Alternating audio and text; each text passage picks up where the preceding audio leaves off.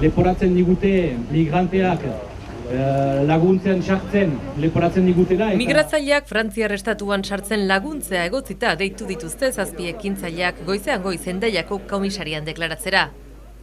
Eta dozenaka lagunen babespean sartu dira, elkartasuna ez dela delitua aldarrikatuz.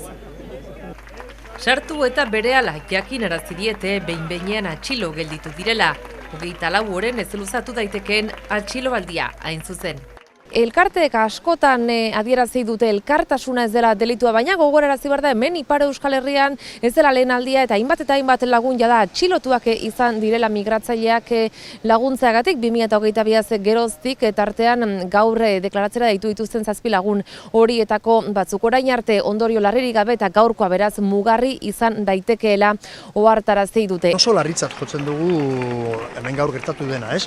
Estatu frantsesak jasarpen horretan beste kolpe bat eman duen eta hau ezin dugun hartu. Behar ditugula bide seguruak migratzaileentzako Irundik Baionara, giza eskubideen defentsan egindako oinarritzen dela egiten dugun lana, bai hegoaldean, bai iparraldean, eta nahikoa da ekintzaileen kriminalizazioa, iparraldean ikusi dugu lehenago, gogortzen ari dira Frantziako gobernuaren hitzak eta uste dugu gogortuko direla ekintzak, orduan prestatu behar dugu ondorioetarako eta ondorio horiei aurre egiteko. Baten baino gehiagotan atxilotu izan dituzte eta baten baino gehiagotan adierazi dute ez dagoelako inolako deliturik kide hauek egiten duten elkartasun keinu guzti horietan.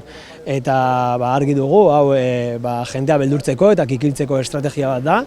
6:00 berriro eginen dute mobilizazioa Bidasoa etorkinekin eta Irungo Harrera sareak deituta, ordurako askatu ez badituzte.